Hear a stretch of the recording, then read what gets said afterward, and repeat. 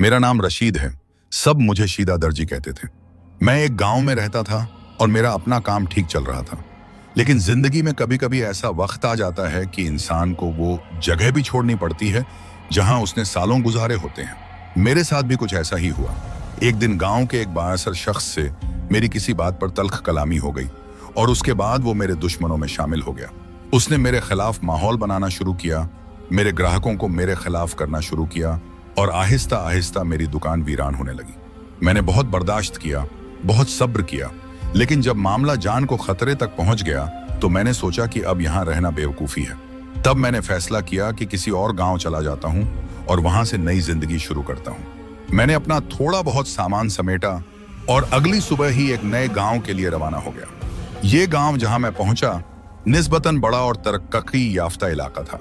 यहाँ बाजार भी अच्छा खासा था और चहल पहल भी थी। मैंने सोचा कि अगर यहाँ काम शुरू हो जाए तो दोबारा जिंदगी संवर सकती है। मैंने बाजार का जायजा लिया और मुख्तलिफ दुकानों के बाहर बैठे लोगों से पूछा कि क्या कहीं कोई दुकान खाली है, लेकिन हर कोई यही कहता कि यहाँ तो कोई भी दुकान खाली नहीं है, पहले से ही सब कुछ बिका हुआ है और अगर कोई छोड़ भी दे तो फौरन कोई ना कोई ले लेता है। मुझे बहुत मायूसी हुई क्योंकि दर्जन औरतें तो घर से भी काम चला लेती हैं, लेकिन दर्जियों को तो दुकान पर बैठना ही पड़ता है। गुजरने वाला हर शख्स जब देखे कि फलां दर्जी की दुकान है तो ही कपड़े देगा। और ऊपर से मेरी शादी भी नहीं हुई थी, न कोई बीवी थी न बहन जो घर आकर खवातीन से बात करके ऑर्डर ले लेती। मुझे तो लाजमी दुकान चाहिए थी। इसी परेशानी में जब मैं बाजार की दूसरी तरफ गया तो मुझे एक कोने में एक दुकान नजर आई जो बाकी दुकानों से हटकर थी। वो मार्केट की बिल्कुल आखिरी दुकान थी। उसके बाद दीवार आ जाती थी और रास्ता बंद हो जाता था। दुकान बाहर से काफी पुरानी और गंदी लग रही थी, कुछ खंडहर का सा मंजर पेश कर रही थी। मैंने वहीं खड़े होकर एक शख्स से पूछा कि यह दुकान तो खाली पड़ी है, तुम लोग तो कह रहे थे कि कोई दुकान खाली नहीं है। वो शख्स हल्का सा मुस्कुराया और बोला कि यह दुकान है तो खाली, लेकिन इसका मालिक इस दुनिया में नहीं रहा और इसका कोई वली वारिस भी नहीं है। मैंने कहा कि हाँ बैठ जाऊं तो कोई मसला तो नहीं होगा। उसने मेरी तरफ देखा और बोला कि क्यों, तुम्हें अपनी जिंदगी से प्यार नहीं है? मैं जरा चौंक गया और पूछा क्या मतलब? वो बोला ये दुकान आसिफ ज़दा है, यहाँ भूतों का साया है और जो भी यहाँ बैठा है वो 4 दिन भी ठहर नहीं सका। मैंने दिल में थोड़ा सा डर महसूस किया, लेकिन फिर दुकान की तरफ दोबारा देखा तो सोचा कि इतनी भी बुरी नहीं है। वैसे तो कॉर्नर की दुकान है और सबसे पहले इसी पर नजर पड़ती है जब कोई ग्राहक बाजार में दाखिल होता है। बस इसकी हालत कुछ खराब है, झाड़ू पोंछा हो जाए तो साफ सुथरी हो जाएगी। मैंने उस शख्स से पूछा कि यहाँ क्या हुआ था। उसने कहा इस दुकान की कहानी अजीब है। यहाँ पहले एक आदमी दूध दही की दुकान खोलकर बैठा था और जिसने भी वहां से दूध खरीदा वो बीमार हो गया। वो आदमी कुछ परेशान रहने लगा और कहने लगा कि रात को जिन्नात के बच्चे आकर मेरा सारा दूध पी जाते हैं। वो अक्सर दुकान खोलकर सो जाता था और सुबह देखता कि दूध गायब होता है। फिर वो एक दिन खामोशी से दुकान छोड़कर चला गया।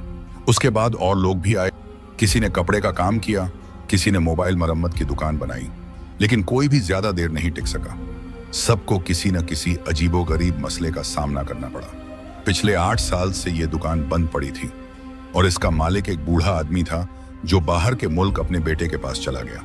अब उसका कोई पता नहीं कि वो जिंदा है या नहीं और न ही उसने दुकान किसी को दी। मैंने सोचा कि अगर मैं यहाँ बैठ जाऊं तो मुझे किसी को किराया भी नहीं देना पड़ेगा क्योंकि ना मालिक है ना कोई वारिस। वो शख्स बोला तुम 4 दिन भी यहाँ ना बैठ पाओगे। मैंने कहा तो चलो देखते हैं, किस्मत आजमाते हैं। मैं बाजार की इंतजामिया के पास गया। उन्होंने साफ अल्फाज में कहा कि हम जिम्मेदार नहीं होंगे, जो भी करना है अपनी मर्जी से करो। हमने पहले भी लोगों को मना किया है, लेकिन अगर तुम चाहो तो बैठ सकते हो। और मैंने कहा मैं खतरा मोल लेने के लिए तैयार हूँ क्योंकि यहाँ बाकी दुकानों का किराया 6000 से शुरू हो रहा है और मेरे पास इतने पैसे नहीं हैं कि शुरू में ही इतना किराया दूं। मैंने एक पुराना झाड़ू लिया और दुकान की सफाई शुरू कर दी। अंदर कुछ पुराना सामान भी पड़ा था, मेज कुर्सियां पड़ी हुई थीं, एक आईना भी लगा हुआ था जो गर्द से अटा हुआ था। मैंने दिल ही दिल में सोचा कि मुझे तो ये सब मुफ्त में मिल गया, सामान भी खरीदने की जरूरत नहीं पड़ी, जैसे लॉटरी लग गई हो। मैं बहुत खुश था और सोच रहा था कि काम शुरू करते हैं और किस्मत बदलते हैं। मुझे सब कह रहे थे कि तुम पागल हो, तुम्हें क्या अपनी जान प्यारी नहीं है?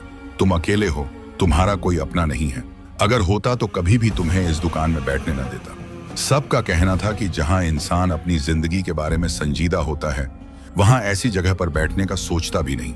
लेकिन मैंने इन सब बातों को एक कान से सुना और दूसरे से निकाल दिया, क्योंकि मेरे लिए अब पीछे हटने का मतलब था कि मैं अपनी हार तस्लीम कर लूं, और मैं कभी हार मानने वाला नहीं था।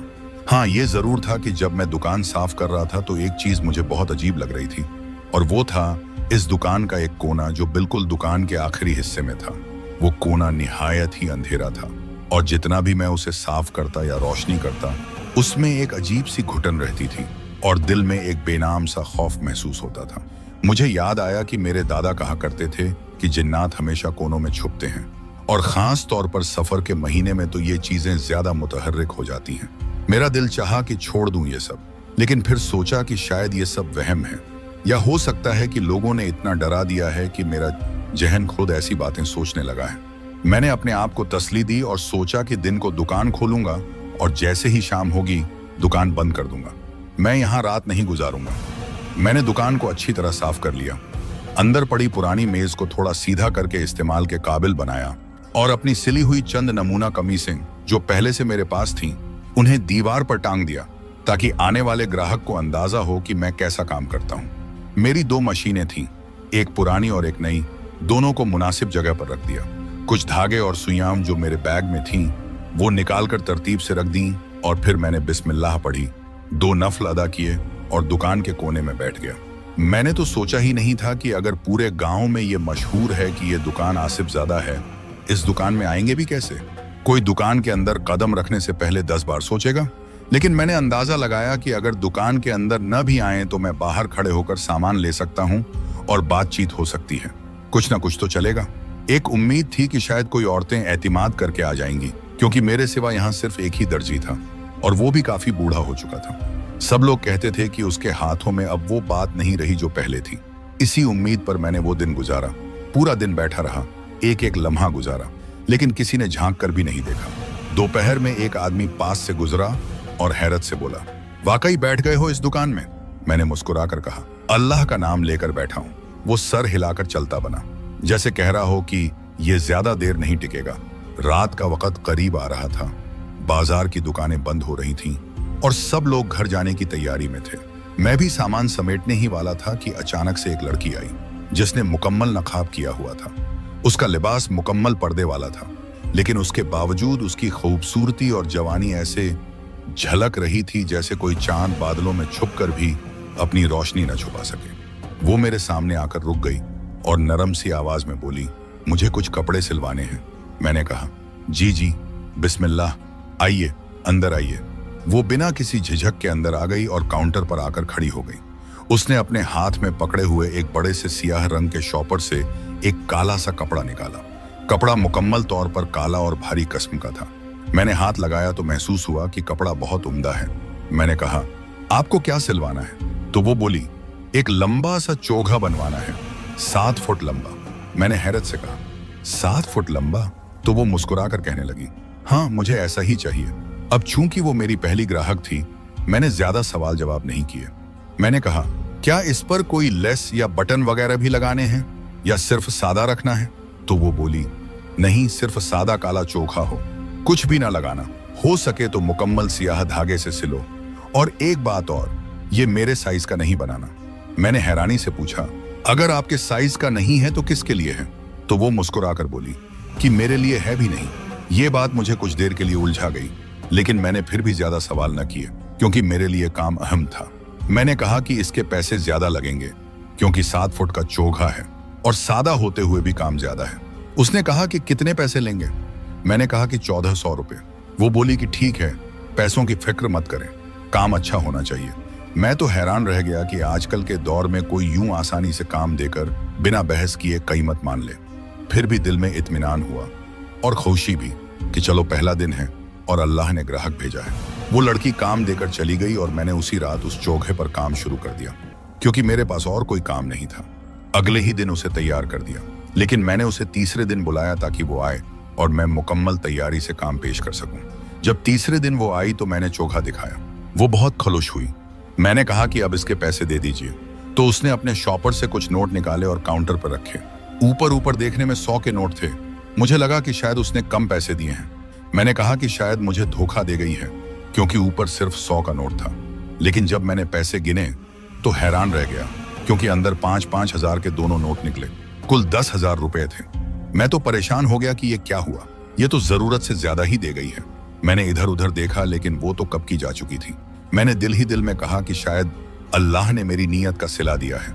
मैं तो सोच रहा था कि मुझे छूना लग गया है, लेकिन ये तो उल्टा मुझे बरकत दे गई। अगले दिन मैं सुबह सवेरे बाजार आ गया और मुझे ये बात शुरू में ही अजीब लगी कि आज पूरा बाजार बंद पड़ा था। हालांकि इस बाजार की सबसे बड़ी खासियत यही थी कि यहाँ जिंदगी सुबह के वक्त ही शुरू हो जाती थी। कपड़ों के रंग करने वाले, दुपट्टे पर छापे लगाने वाले, कमीज के पीस वर्क करने वाले, जेबें काटने और बटन लगाने वाले और दर्जियों के छोटे छोटे कारखाने सभी दिन चढ़ते ही काम पर लग जाते थे। और यहाँ का माहौल आमतौर पर काफी मसरूफ और पुररौनक होता था। लेकिन आज मुझे हैरत हुई कि एक भी दुकान का शटर नहीं खुला हुआ था। सारी गली सुनसान पड़ी थी।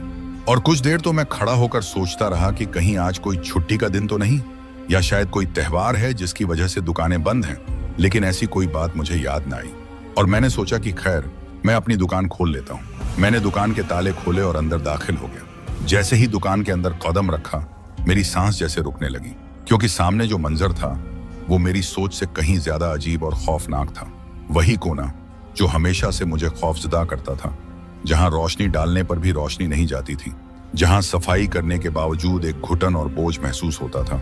आज वहां एक शख्स जमीन पर बैठा हुआ था और अपनी उंगलियों से जमीन पर कुछ लिखने की कोशिश कर रहा था।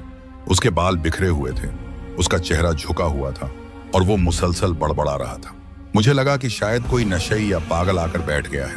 मैंने आवाज दी, कौन हो भाई, क्या कर रहे हो यहाँ? लेकिन उसने मेरी तरफ न देखा और न जवाब दिया, बल्कि वो अपनी ही हालत में लगा रहा, जैसे वो किसी और ही दुनिया में हो। मैंने एक बार फिर बुलंद आवाज में कहा, भाई सुनो, तुम कौन हो, यहाँ क्या कर रहे हो? ये मेरी दुकान है। लेकिन फिर भी वो खामोश रहा, बस रोने की सी आवाज आ रही थी। मैंने डरते डरते एक कदम आगे बढ़ाया और कहा, मेरी तरफ देखो, तुम हो कौन? और जब उसने आहिस्ता आहिस्ता अपना चेहरा ऊपर उठाया और मेरी तरफ देखा, तो मेरे जिस्म में जैसे बिजली सी दौड़ गई और मेरे कदमों तले जमीन निकल गई, क्योंकि वो चेहरा मेरा अपना चेहरा था। मैं खुद को देख रहा था, लेकिन ऐसा बिगड़ा हुआ खुद कि जिसे पहचानना भी मुश्किल हो जाए। आंखों के नीचे नीलाहट और सूजन थी, जैसे दिनों से रो रहा हो। होंठ सूखे हुए और उन पर सफेद सी तह जमी हुई थी। बाल बेतरतीब बिखरे हुए और कपड़े फटे हुए थे। वो मैं ही था, लेकिन एक ऐसा मैं जिसे देखकर कोई भी इंसान खौफजदा हो जाए। मैं हैरत और खौफ के मारे पीछे हटने लगा, लेकिन वो मुझ पर चीखने लगा। वो कहने लगा, भाग जाओ, अभी के अभी यहां से चले जाओ। तुम्हें कुछ पता नहीं है, तुम्हें अंदाजा नहीं है कि तुम क्या करने जा रहे हो। यहां जो आया वो खत्म हो गया, तुम भी खत्म हो जाओगे। मैं उसकी चीख पुकार से इतना डर गया कि मैंने अपने कानों पर हाथ रख लिए और जोर जोर से चिल्लाने लगा, नहीं नहीं, मैं कुछ नहीं कर रहा, मुझे कुछ नहीं पता, मुझे छोड़ दो। मैं भागना चाहता था, लेकिन मेरे पांव जैसे जमीन में धंस गए हों। मैं अपनी जगह से हिल नहीं पा रहा था। मैं मुसलसल चीख रहा था और वो मेरा बिगड़ा हुआ चेहरा बार बार यही कहे जा रहा था, भाग जाओ, वरना तुम्हें भी उसी अंजाम का सामना करना पड़ेगा। और इतने में अचानक मेरी आंख खुल गई और मैं बिस्तर पर बैठा, पसीने में सराबोर, हाँफता हुआ मौजूद था। मेरे दिल की धड़कन बहुत तेज हो चुकी थी, मेरे गले से आवाज नहीं निकल रही थी और मुझे कुछ समझ नहीं आ रहा था कि मैं ख्वाब से निकला हूं या वो सब कुछ हकीकत में हुआ था। मैंने खुद को टटोला और तसल्ली दी कि मैं अपने घर में हूं। मैंने पानी पिया और आहिस्ता आहिस्ता अपने आप को पुरसुकून करने की कोशिश की। मुझे ऐसा लग रहा था जैसे मैं अभी भी उस ख्वाब के अंदर हूं, लेकिन हकीकत ये थी कि वो एक ख्वाब था, मगर इतना सच्चा कि मुझे लगा कि मैं वाकई उस सब से गुजर रहा हूं। मुझे जिंदगी में कभी ऐसा ख्वाब नहीं आया था, ऐसा भयानक, ऐसा दिल दहला देने वाला ख्वाब जो मेरी रूह तक को हिला दे। मैंने घड़ी देखी तो फज्र का वक्त करीब था। मैंने वुजू किया और मस्जिद जाने से पहले ही अजान हो गई।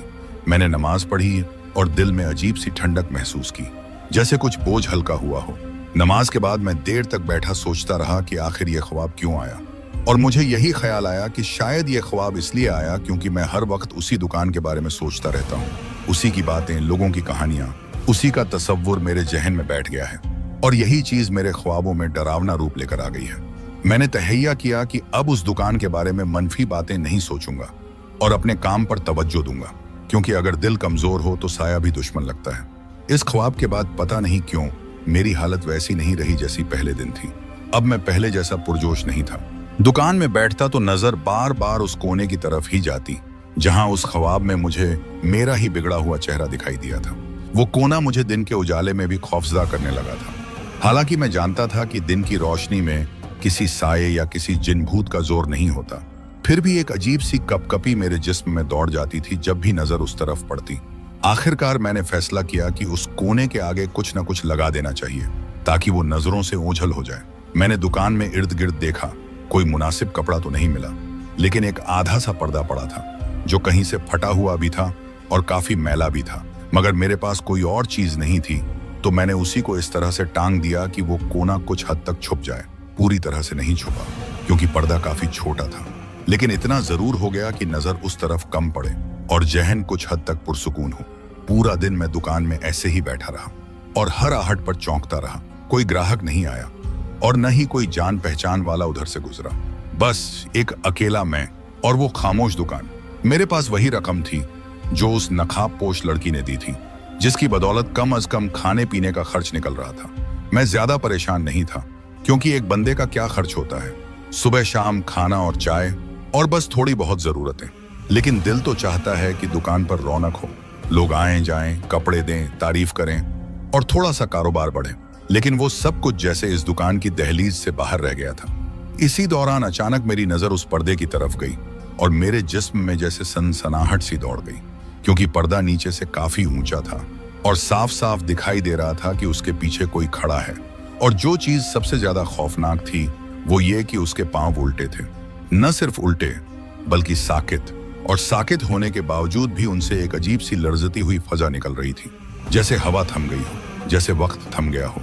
मैं एक लम्हे को बिल्कुल जम सा गया, फिर जैसे मेरे अंदर की चीख बाहर निकलने के लिए बेताब हो गई और मैंने एक जोरदार चीख मारी, इतनी जोरदार कि शायद सारी मार्केट को गूंज गई हो। और मेरी चीख के साथ ही अचानक आवाज आई, क्या हो गया? और जैसे ही मैंने सामने देखा तो वही नकाबपोश लड़की खड़ी थी। मैं बुरी तरह से बैठती हाँफ रहा था, मेरा दिल तेजी से धड़क रहा था, मेरी सांसें बेकाबू हो रही थी। वो लड़की बड़ी सादगी से कहने लगी, अगर कोई मसला है तो मैं बाद में आ जाती हूँ। मैंने फौरन संभलने की कोशिश की और कहा, नहीं, कोई मसला नहीं है, बस गर्मी ज्यादा लग गई है और तबीयत थोड़ी खराब हो गई है। मैंने करीब रखा हुआ पानी का गिलास उठाया और जल्दी जल्दी पानी पिया। फिर भी मेरी नजरें एक लम्हे के लिए भी उस पर्दे से नहीं हट रही थीं और मैं बार बार तिरछी नजर से देखने की कोशिश कर रहा था कि कहीं वो पांव अब भी मौजूद तो नहीं। लेकिन वहां अब कुछ नहीं था, कोई भी नहीं था। जैसे सब कुछ मेरे जहन का फरेब हो, जैसे फिर से मुझे वहम हुआ हो। लेकिन अजीब बात यह थी कि ये लड़की ऐसे वक्त पर कैसे आ गई और इतनी खामोशी से आ गई कि मुझे उसकी आहट भी महसूस नहीं हुई। मैंने उससे बात बदलने के लिए फौरन कहा, उस दिन आपने जो पैसे दिए थे वो तो मेरे हिसाब से बहुत ज्यादा थे। तो वो बड़ी सादगी से बोली, ज्यादा नहीं थे, आपके काम से खुश होकर दिए थे। और जब बंदा खुश होता है तो देने का दिल भी करता है और लेने वाले की इज्जत भी बढ़ जाती है। ये सुनकर मैं कुछ देर के लिए खामोश हो गया, क्योंकि मेरे जहन में तो यही था कि वो पैसे गलती से ज्यादा दे गई हैं। लेकिन अब वो दोबारा आई थी और इस बार भी वो मेरे लिए काम लेकर आई थी। उसने कहा, इस बार इस तरह के 5 चोगे सिलवाने हैं, और फिर एक कपड़े का बड़ा सा थान सामने रख दिया। जब मैंने उस कपड़े को हाथ लगाया तो वो आम कपड़ों के मुकाबले में बहुत ज्यादा वजनी महसूस हुआ, जैसे किसी लोहे या चमड़े की तहों वाला कपड़ा हो, या जैसे कई बार भिगोया गया हो। लेकिन मैंने कुछ नहीं कहा, बस सर हिला दिया और कहा, ठीक है, बताइए कितने दिनों में चाहिए। उसके बाद उसने जो बात की वो सुनकर मैं हैरान रह गया। वो कहने लगी, इस काम के 50,000 रुपए दूंगी। मैंने फौरन कहा, देखिए, पैसे मिलने पर किसी को बुरा तो नहीं लगता, लेकिन 50,000 तो इस काम के नहीं बनते। ये काम ज्यादा से ज्यादा 6-7 हजार रुपए का है, तो आप इतने पैसे क्यों देंगी? वो मुस्कुराकर कहने लगी, मुझे आपका काम पसंद है और मैं कीमत काम की नहीं, खुशी की देती हूँ। ये सुनकर मैं तो खामोश हो गया, लेकिन दिल में कहीं ना कहीं ये सवाल जरूर था कि उस सादे से चोगे में ऐसा क्या था जो उसको इतना पसंद आया था। ना तो मैंने उसमें कोई खूबसूरती डाली थी, ना कोई खास डिजाइन लगाया था, बस सादा सा काले रंग का चोखा था। खैर, मैं थोड़ा लालची हो गया, क्योंकि बंदे को जब बगैर मेहनत के ज्यादा मिले तो वो इनकार नहीं करता। और मैंने कहा कि ठीक है, 5 दिन बाद आ जाएं। मैंने अगले 5 दिन में वो 5 चोगे तैयार कर दिए और छठे दिन के लिए उसे बुलाया। वो बिल्कुल छठे दिन ही आई और आकर चुपचाप एक लिफाफे में से 50,000 रुपए निकाले और मेरे काउंटर पर रख दिए और खामोशी से चली गई, बगैर कोई बात किए, बगैर कोई सवाल किए। और मैं सिर्फ उसे जाते हुए देखता रह गया। मुझे पैसे गिनते हुए सामने वाली दुकान पर जो आदमी बैठा था, जिसकी कपड़ों की दुकान थी, उसने देख लिया। मेरी हक हलाल की कमाई थी। मैंने गिनती जारी रखी और पैसे जेब में डाल लिए। वो लड़की दोबारा आई और इस बार वो पहले से भी ज्यादा खामोश और पुरअसरार लग रही थी। उसके चलने की रफ्तार इतनी हल्की थी जैसे हवा में तैर रही हो। और जब वो दुकान के अंदर आई तो उसके कदमों की आवाज तक नहीं आई। और जब वो मेरे सामने खड़ी हुई तो मेरे अंदर एक अनजाना सा खौफ फिर से जाग उठा। लेकिन मैंने उस खौफ को अंदर ही अंदर दबा लिया, क्योंकि मेरे दिल में अब लालच ने जगह बना ली थी। मैं उसके बारे में कुछ भी सोचने से पहले उसकी बात सुनना चाहता था, क्योंकि अब मैं जान चुका था कि जब ये आती है क्योंकि बारिश करके जाती है। वो बोली, इस दफा मुझे 10 चोगे सिलवाने हैं और ये कपड़ा लो और ये लो, 1 लाख रुपए। और उसने वो मोटे नोटों की गड्डी मेरे काउंटर पर रख दी और बगैर कुछ और कहे वापस मुड़ गई और दुकान से बाहर चली गई। मैं वहीं बैठा रह गया। हैरत, खुशी और खौफ, तीनों जज्बात मेरे अंदर एक साथ हलचल मचा रहे थे। मैं सोच रहा था कि ये लड़की आखिर है कौन और इतने ज्यादा पैसे क्यों दे रही है। क्या उसे मेरे अंदर कुछ खास नजर आता है या फिर ये सब कुछ किसी और वजह से हो रहा है। मेरे दिल में बार बार ये सवाल उठता, लेकिन हर बार मैं खुद को ये कहकर खामोश कर देता कि दुनिया में ऐसे लोग भी होते हैं जिनकी समझ आम अकल से बाहर होती है और मैं उनके बारे में ज्यादा सोचूंगा तो पागल हो जाऊंगा। लेकिन सब कुछ वही नहीं रहता जैसे पहले दिनों में था। एक दिन ऐसा आया कि मैं दुकान में बैठा कपड़ों की कटिंग कर रहा था कि बाहर से शोर सुनाई देने लगा। पहले तो मैंने नजरअंदाज किया, लेकिन जब आवाजें तेज हुईं और नाम लेकर मुझे बुलाया गया तो मैं बाहर निकला। देखा तो बाजार के सारे दुकानदार इकट्ठा हो चुके थे और सबके चेहरे पर गुस्सा और शक का मिला जुला तासुर था। एक ने मुझे आवाज देकर कहा, इधर आ, जरा बात करनी है। मैं जैसे ही आगे बढ़ा तो उनमें से एक ने मेरे गरेबान को पकड़ लिया और जोर से झिंझोड़ते हुए कहा, जब से तुम यहाँ आए हो 3 महीने हो चुके हैं और तुम्हारी दुकान पर आज तक एक ग्राहक भी नहीं आया। रोज हम देखते हैं तुम अकेले बैठे होते हो, लेकिन फिर भी हर रोज तुम पैसे गिनते हो और चेहरे पर खुशी होती है। एक और दुकानदार बोला, हमें शक है कि बाजार में जो हालिया चोरी हुई है उसमें तुम्हारा हाथ है। तुम्हें किसी ने नहीं देखा किसी से बात करते हुए और कोई तुम्हारी दुकान पर आता जाता भी नहीं है, तो तुम्हारे पास पैसे कहां से आ रहे हैं? अब बताओ, चोरी का माल कहां छुपाया है? मैं इस इल्जाम पर बिल्कुल सन्नाटे में आ गया। मैंने कहा, तुम लोगों को किसने कहा कि मेरे पास कोई ग्राहक नहीं आता? मेरे पास एक लड़की आती है जो कपड़े सिलवाती है और वही मुझे पैसे देकर जाती है। ये सुनकर सबने एक दूसरे की तरफ देखा और फिर एक बंदा बोला, हम सब यहाँ पूरा दिन बैठे होते हैं और आज तक हमने तुम्हारी दुकान पर किसी लड़की को आते जाते नहीं देखा। और अगर कोई लड़की वाकई आती है तो क्या वो किसी और गांव से आती है? क्योंकि हमारे गांव की तो कोई औरत इस दुकान पर नहीं आती। सबको खौफ है यहाँ के बारे में, सब डरे हुए हैं। मैंने जल्दी से कहा, अभी परसों की ही बात है जब वो आई थी और कपड़े दिए थे। और मैंने कपड़े वाले की तरफ इशारा किया और कहा, तुम ही बताओ, तुम तो सामने वाली दुकान पर बैठे थे, तुमने देखा था जब वो पैसे देकर गई थी?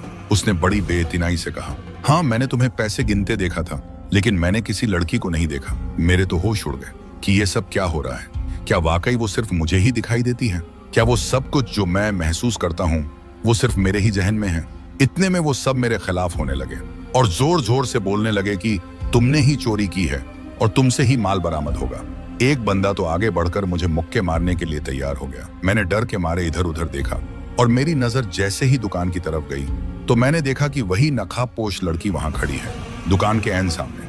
मैंने जल्दी से कहा, देखो वो खड़ी है, वही लड़की जिसकी मैं बात कर रहा था। अभी मैं उसे बुलाकर तुम सबके सामने ले आता हूँ ताकि तुम्हें भी यकीन आ जाए। जैसे ही मैं आगे बढ़ा और उनसे पीछे हटने को कहा ताकि उसे बुला सकूं, तो उन्होंने मेरा गरेबान छोड़ दिया। लेकिन पीछे हटते ही उनके चेहरों पर एक खौफनाक सा तासुर आ गया, जैसे उनके रोंगटे खड़े हो गए हों। एक बंदा बड़बड़ाया और बोला, वहां तो कोई भी नहीं खड़ा, लगता है कि तुम पर जिन्नात का असर हो गया है। ये सुनकर मेरी भी हालत खराब हो गई और दिल जोर जोर से धड़कने लगा। मैं वहीं रुक गया और उस लड़की की तरफ देखा तो वो अब भी वहीं खड़ी थी, बिल्कुल खामोश, बगैर किसी हलचल के। और फिर अचानक उसने उन लोगों की तरफ देखा और हवा में अपने हाथ को ऐसे घुमाया जैसे एक दायरा सा खींचा हो, जैसे किसी नजर न आने वाले ताकती दायरे को खोल रही हो। फिर जो मंजर मेरे सामने आया वो नाकाबिले यकीन था।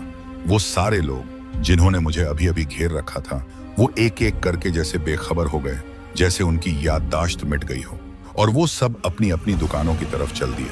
किसी ने पीछे मुड़कर नहीं देखा, किसी ने दोबारा सवाल नहीं किया। बल्कि सब ऐसे चाय पीने में मसरूफ हो गए जैसे कुछ हुआ ही नहीं था, जैसे मेरी बातों और उनके सवालों का कोई वजूद ही ना हो। और वो लड़की अब भी दुकान के सामने खड़ी थी और मुझे खामोशी से देख रही थी। अब मैं क्या करता? मेरी हालत अजीब हो गई थी। मेरे हाथ कांप रहे थे, मेरे कदम मंजमिद हो चुके थे और मेरे जहन में सिर्फ यही सवाल गर्दिश कर रहा था कि ये सब क्या है और क्यों है। क्या मैं वाकई किसी ऐसी मखलूक के साथ जुड़ गया हूँ जो इंसानों को नजर नहीं आती मगर मेरे लिए असल है? अब मैं उसके पास जाकर क्या कहता और कैसे उसकी बात सुनता? मुझे समझ नहीं आ रहा था कि मेरे कदम आगे बढ़ाऊं या पीछे हट जाऊं। मैं चलता चलता अपनी दुकान में चला गया, उसके पास से गुजर गया। वो मुझे पत्थर आंखों से देखती रही और फिर मेरे सामने खड़ी हो गई। आज उसने अपना नकाब भी हटा दिया। थी तो बहुत खूबसूरत। मैंने कहा, कौन हो तुम? मेरी जबान कांप रही थी तो कहने लगी कि जिनजादी हूं, तुझसे काम करवाती हूं, डरो नहीं मुझसे। मैंने उनकी याददाश्त मिटा दी। वो कभी तुमसे सवाल नहीं करेंगे। मैंने कहा, खुदा के लिए मुझे छोड़ दो, मैंने तुम्हारा क्या बिगाड़ा है? वो कहने लगी, डरने की जरूरत नहीं है, बस मुझे तुमसे काम करवाना था और तुम मुझे अच्छे लगे। हम लोग इसी दुकान में रहते हैं, मेरे साथ कुछ और भी हैं, वो तुम्हें पसंद नहीं करते, इसीलिए तो डरा रहे थे। लेकिन मैंने उन्हें समझा दिया, अब ऐसा कुछ नहीं होगा, तुम अच्छे इंसान हो, इसीलिए हमने तुम्हें कुछ नहीं कहा। मैंने कहा, मैं इस दुकान में काम नहीं करूंगा, मैं जा रहा हूं। वो कहने लगी, भागने की जरूरत नहीं है, अकल से काम लो, मैं तुमसे ये काम करवाती रहूंगी और तुम्हारा काम चलता रहेगा और अब ये लोग भी तुमसे कभी सवाल नहीं करेंगे। क्या मसला है? तुम्हें सिर्फ डर है तुम्हारे अंदर। मैंने कहा, डर बहुत खतरनाक जज्बा है, इंसान को पागल कर देता है। वो कहने लगी, डरने की जरूरत नहीं है, अब मैं तो अपना चेहरा भी दिखा चुकी हूँ, ये मेरा असली चेहरा नहीं है, लेकिन क्यों डर रहे हो तुम? मैं चुप हो गया। उसने कपड़े का पूरा थान टेबल पर रखा और कहा, 15 चोगे सिलवाने हैं तुमसे और इसका मतलब समझते हो कि कितने पैसे मिलेंगे तुम्हें? मैं चुप हो गया। वो कहने लगी, डरो नहीं, अल्लाह ने तुम्हारा रिज्क शायद इसी तरह लिखा है, बस किसी से बात नहीं करना, तुमसे भी कोई सवाल नहीं करेगा। मैं चुप हो गया और इसी तरह मेरी दुकानदार चली। जिन्नात के लिए चोखे सीता हूं और मैं हूं शीदा दर्जी। मुझे आज भी याद है जब पहली बार मैंने वो चोखा सिया तो उसके बटन खुद ब खुद लगे थे, धागा खुद ही सुई में आ गया था, कैंची किसी इंसानी हाथ के बगैर चलती थी और मेरे सामने एक नजर न आने वाली दुनिया के बाशिंदों की कतार खड़ी होती थी। सबके पास अपने अपने पैमाइश के पर्चे होते थे और जब मैं दिन भर के काम के बाद थक कर बैठता तो मेरे सामने गर्मा गर्म चाय का कप और पराठे आ जाते थे। ये सब चीजें आसमान से तो नहीं उतरती थीं, लेकिन बनाने वाला मुझे नजर नहीं आता था। कई बार मेरे कानों में हंसी की आवाजें आती, लेकिन जब मैं देखता तो कोई ना होता। हाँ, वो जिनजादी अक्सर दिखाई देती थी, कभी बारिश के पानी की तरह आंखों में उतरती तो कभी शोले की तरह मेरे वजूद में लिपट जाती। वो अपने बारे में बहुत कम बताती थी, सिर्फ इतना कहती थी कि हम बहुत पुराने हैं, सदियों पुराने, और जब हम किसी इंसान से ताल्लुक बना लें तो उसका साथ कभी नहीं छोड़ते, बस शर्त यह है कि तुम किसी को कुछ ना बताओ। और जब मैंने एक बार हिम्मत करके उससे पूछा कि अगर मैं किसी को बता दूं तो फिर क्या होगा, तो उसकी आंखें सुर्ख हो गईं और वो कहने लगी, फिर तुम्हारे सारे टांके उधड़ जाएंगे, तुम्हारी सिलाई उल्टी चलने लगेगी, कपड़ा खुद ब खुद जल जाएगा और दुकान में दाखिल होने वाले हर शख्स की शक्ल बिगड़ जाएगी। मैं उस दिन बहुत डर गया था, लेकिन अजीब बात यह थी कि डरने के बाद भी मैं दुकान छोड़ न सका, क्योंकि हर रात मेरे घर में अशर्फियों से भरी थैली आती, मेरे बच्चों के स्कूल की फीस वक्त पे अदा हो जाती, मेरी बीवी की दवाइयों का बंदोबस्त हो जाता, मेरे बुढ़ापे के वालिदैन को गोश्त मिलने लगा, मेरे घर की छत जो बरसों से टपक रही थी वो अचानक बन गई और मोहल्ले वाले हैरान थे कि शीदा दर्जी रातों रात अमीर कैसे हो गया। लेकिन मैं किसी को कुछ न बता सका, बस सिलाई करता रहा, चोगे बनते रहे और चाय आती रही और पराठे खिलते रहे। और कभी कभी जब देर हो जाती तो जिनजादी मुझे खुद घर छोड़ने आती थी। वो हमेशा नकाब में होती, लेकिन उसकी आंखों की चमक मेरे ख्वाबों में भी आती। और जब मेरी बीवी पूछती तुम कहाँ रह गए, तो मैं बस इतना कहता दुकान पे काम ज्यादा था, और वो खामोश हो जाती। फिर एक दिन जब मैंने उस जिनजादी से पूछा क्या तुम सिर्फ काम के लिए मेरे साथ हो, तो उसने बड़ी अजीब बात कही, शीदा तुम पहले इंसान हो जिससे मैंने मोहब्बत की है और जिसे मैंने नुकसान नहीं पहुंचाया। तुम बस सिलाई करते रहो और बदले में मैं तुम्हें खुश रखूंगी। उस दिन मेरे अंदर से सारा डर निकल गया था और मैंने चोगे सीना अपना मुकद्दर मान लिया था। और अब सालों बाद भी मैं वही शीदा दर्जी हूं जो जिन्नात के लिए कपड़े सीता है और हर रोज अशरफियां गिनता है, लेकिन किसी को कुछ नहीं बताता, क्योंकि ये शर्त है। और मैं जानता हूं कि अगर मैंने जबान खोली तो मेरी सिलाई उल्टी हो जाएगी, मेरे टांके उधड़ जाएंगे, मेरी कैंची टूट जाएगी, कान से पराठे और चाय गायब हो जाएंगे। इसलिए मैं चुप हूं, क्योंकि मैं हूं शीदा दर्जी, जिंजादी का दर्जी।